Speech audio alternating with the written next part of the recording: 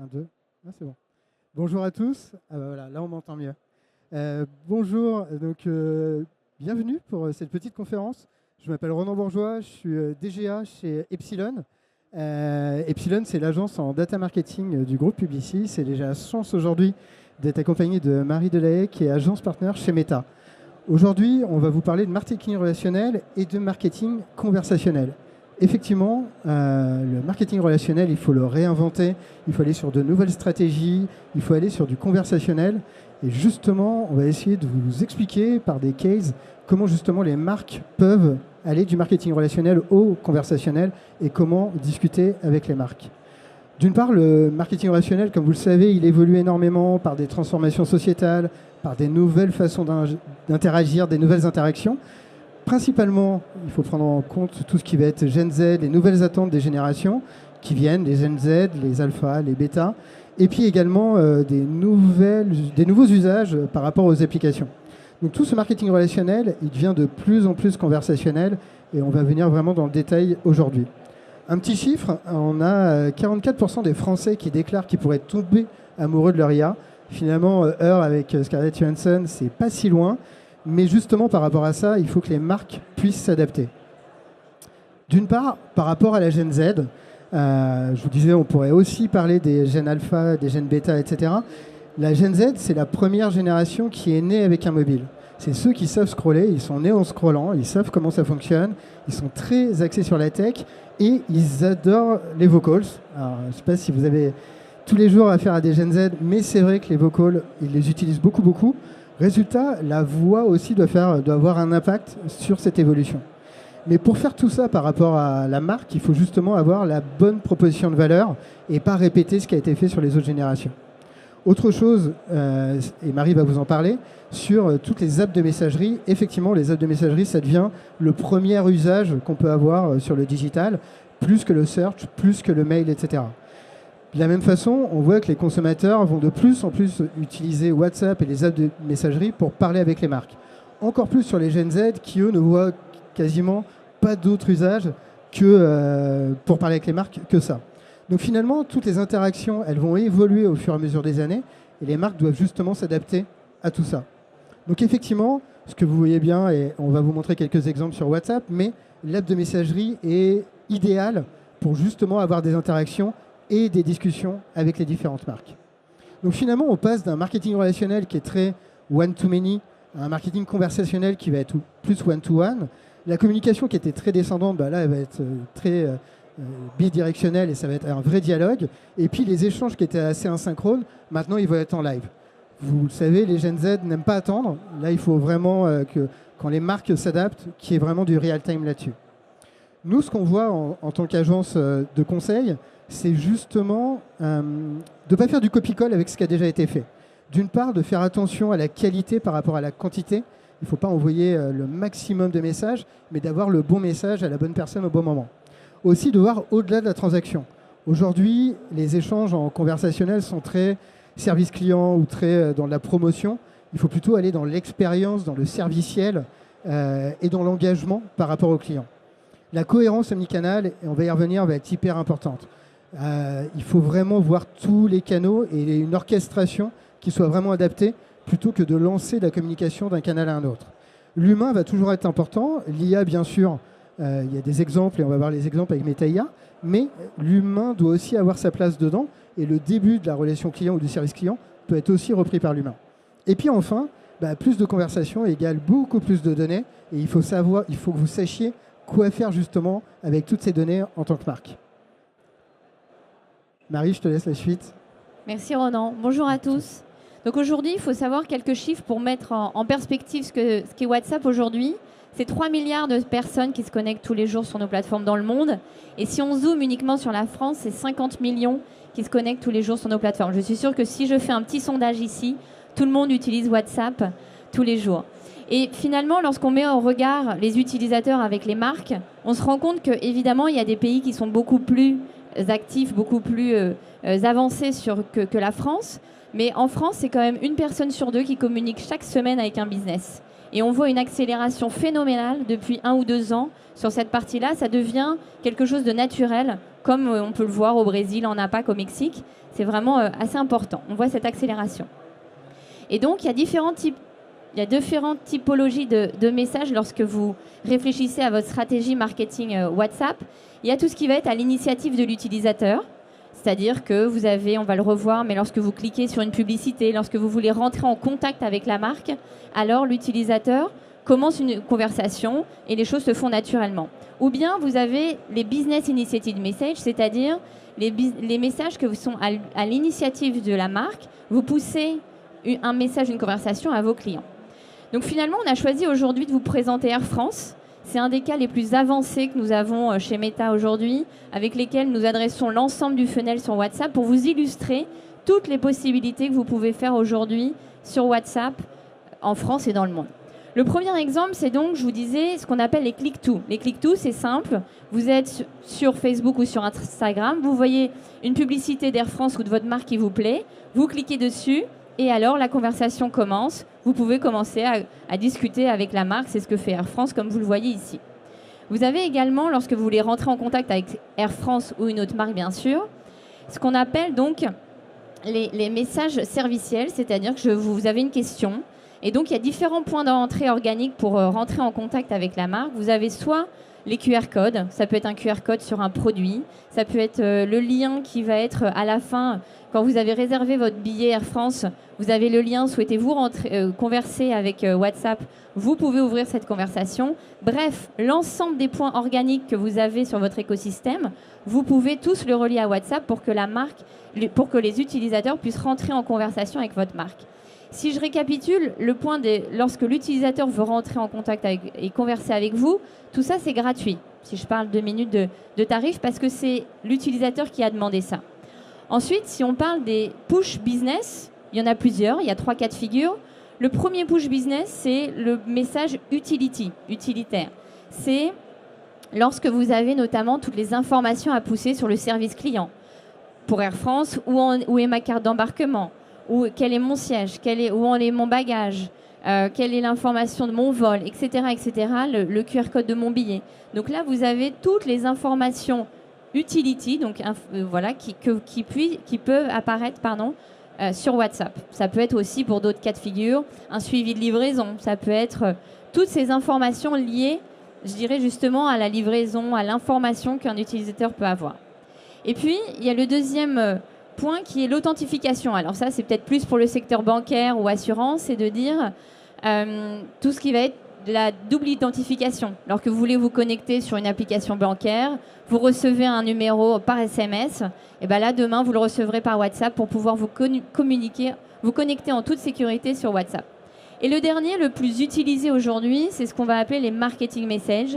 Je dirais c'est tout le reste. C'est-à-dire, c'est la réception d'une newsletter, l'envoi d'une promotion, le parcours personnalisé pour chercher quelle est la meilleure offre qui va vous convenir le mieux, notamment ce que fait Air France pour vous inciter à trouver le meilleur billet d'avion pour vous, etc., etc.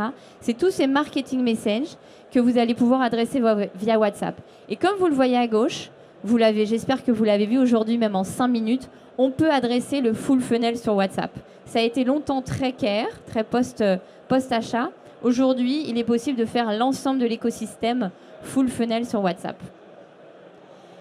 Et en termes de messages, en tous les cas de format et messages, il est possible d'avoir l'étendue sur WhatsApp. Vous avez le texte évidemment assez classique, mais les images, la vidéo, les carousels, maintenant l'audio. Donc vous avez tous les formats rich qui sont possibles sur WhatsApp et vous pouvez les envoyer à vos clients. On voit aussi beaucoup dans la digitalisation du catalogue, tous les PDF par exemple. Donc le PDF que vous poussez sur WhatsApp, que derrière vous allez envoyer à vos utilisateurs. Et enfin, on est à Vivatech, donc on parle d'intelligence artificielle, évidemment. Je crois que c'est le mot que tout le monde utilise, mais c'est important de l'avoir en tête. C'est-à-dire que demain, lorsque vous allez mettre en place vos stratégies WhatsApp, pensez déjà à intelligence artificielle. Alors nous, on a notre solution qui s'appelle Meta AI, qui est donc l'assistant, l'agent personnel qui va pouvoir vous aider à avoir les conversations plus personnalisées sur WhatsApp, mais il existe beaucoup d'autres solutions IA que vous pouvez aussi intégrer à WhatsApp, les solutions des partenaires, les solutions des concurrents, etc., etc. Mais l'intelligence artificielle va vous aider à répondre de la manière la plus rapide possible aux utilisateurs parce qu'ils sont pressés, ils n'ont pas le temps, ils ont envie de cette instantanéité, vous le savez.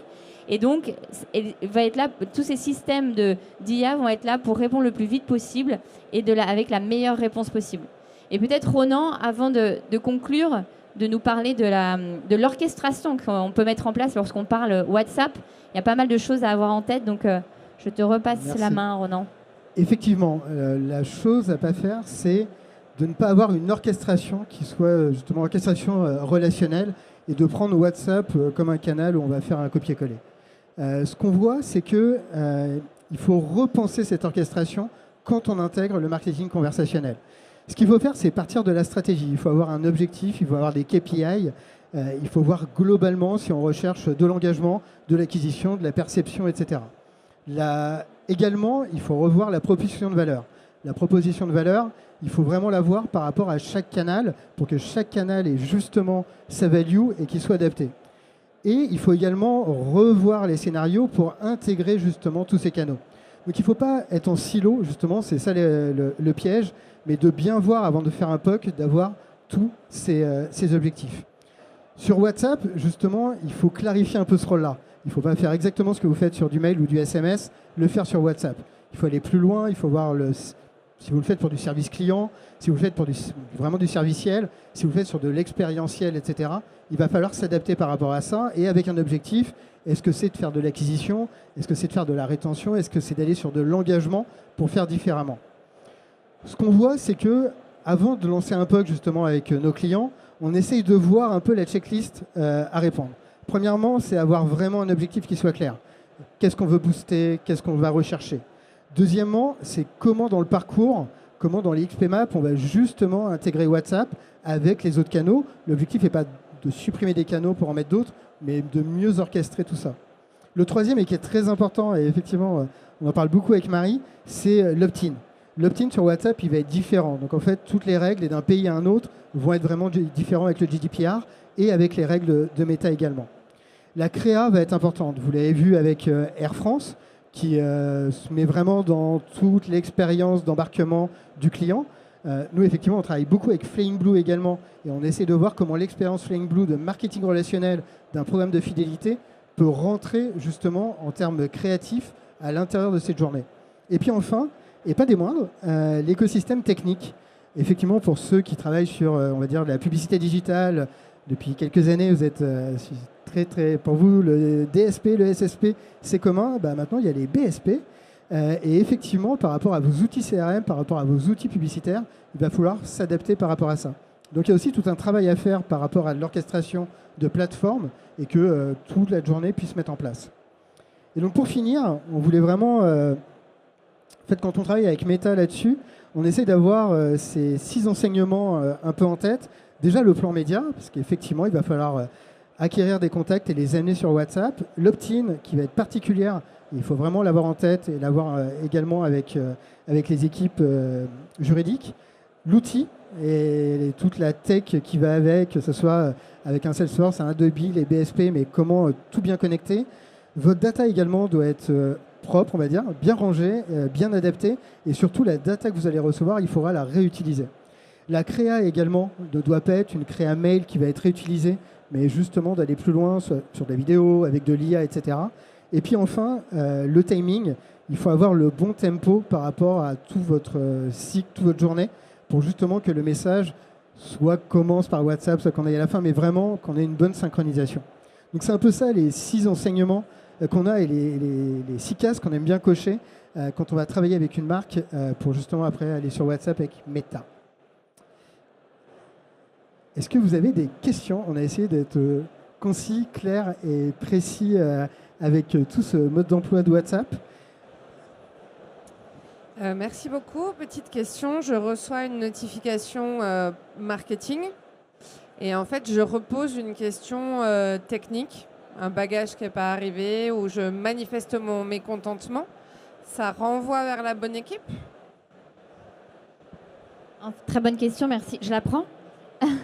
C'est des templates qu'on appelle marketing ou utility. Et donc en interne, on est capable, parce que c'est des prix différents aussi, on n'est pas rentré dans le détail, on n'a pas forcément le temps. Voilà, donc il y a des prix différents, mais en effet, c'est les templates de prix qui s'adaptent à votre message. Et donc, on est capable de savoir si le premier va être marketing et le deuxième va être utility. Alors, vous aurez le bon template et la bonne facturation. L'équipe, c'est-à-dire l'équipe. La personne qui gère le SAV, si jamais on dit le SAV à un moment c'est plus un bot, c'est une équipe qui doit recevoir le message. Ouais, pardon, côté marque. Ouais, c'est ça. Alors en fait c'est un mix. Par exemple, on va prendre l'exemple Club Med par exemple. Vous pourriez avoir au début un bot et vous dites voilà je cherche un voyage au ski en février, on est 4, voilà les dates, qu'est-ce que vous pouvez me proposer? Le bot va pouvoir commencer. Mais en revanche, il faut que le service client puisse reprendre après. Donc c'est vraiment une orchestration quand on dit il faut de l'humain. Et effectivement, il faut de l'humain entre une IA, un service client et derrière un humain qui va pouvoir revenir. Et si je peux une deuxième question. Donc c'est branché au CRM. Donc derrière, on peut avoir des stats de qui interagit plus sur WhatsApp par rapport à nos canaux habituels. Effectivement, c'est pour ça qu'il faut vraiment avoir le bon branchement entre les connecteurs. Alors, le connecteur du BSP et le connecteur de votre outil CRM pour derrière avoir toutes les informations et pouvoir rentrer dans ce cycle de vie. Merci. Merci.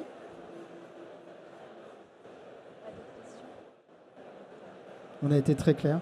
Je ne sais pas si vous avez des questions. Si, pardon. Merci beaucoup. C'était très génération Z. Pour les un peu plus vieux comme moi qui disent génération Z, est-ce que c'est les mêmes mécaniques, les mêmes stratégies? Est-ce que ça peut se décliner avec des ajustements? Je réponds juste à un premier point de question. C'est là, on a parlé de génération Z, mais sur WhatsApp notamment, encore une fois, c'est 50 millions de personnes donc, en France et 3 milliards dans le monde. Donc, c'est pas que la Gen Z qui utilise WhatsApp, ça c'est sûr. Après, Effectivement, en fait, tout le monde utilise WhatsApp maintenant. C'est vraiment le premier usage sur Internet. En revanche, ça va être plus quand on va aller sur cette génération Z qui va peut-être moins regarder les mails, qui va peut-être être moins sur d'autres canaux. Il va falloir faire attention à mieux harmoniser. Ou sur le passé, on a déjà des cycles de vie, on a déjà des habitudes qui sont faites. Quand on va être sur les Z et demain sur les alphas qui vont plus être sur de l'IA, il va falloir se réadapter et peut-être mettre un peu plus le poids du corps sur des WhatsApp par exemple.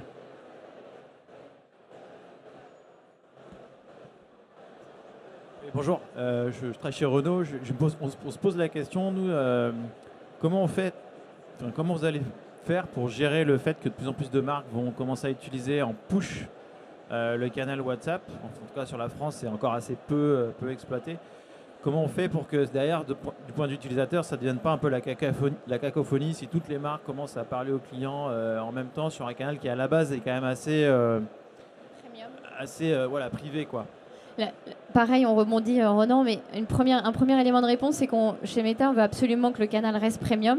C'est quelque chose qui est très important. Et l'opt-in est central. Alors peut-être qu'on n'a pas assez insisté aujourd'hui, mais l'opt-in est vraiment la base, enfin le prérequis pour que tout soit clean. Et donc, vous envoyez à vos opt-in.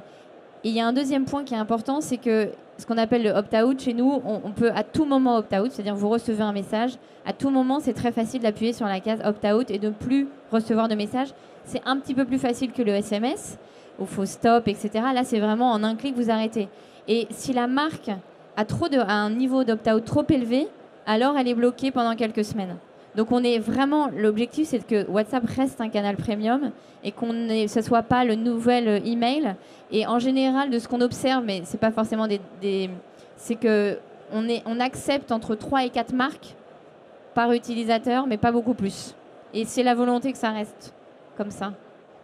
Et c'est vrai que c'est pour ça qu'on disait attention, plus la qualité que la quantité. C'est vrai qu'on fait des très belles campagnes en RCS, par exemple avec Renault, qui vont vraiment être dans l'expérientiel. C'est vraiment ce genre de choses qu'on va rechercher. Plutôt que, tu parlais du PDF, et effectivement, recevoir un PDF par rapport à sa zone de chalandise en retail est intéressant, mais au bout d'un moment, on peut peut-être lasser si c'est uniquement des PDF qu'on va recevoir. Donc c'est pour ça qu'il faut bien jauger entre l'expérientiel et le serviciel pour éviter l'opt-out et d'avoir un embouteillage là-dessus sur WhatsApp.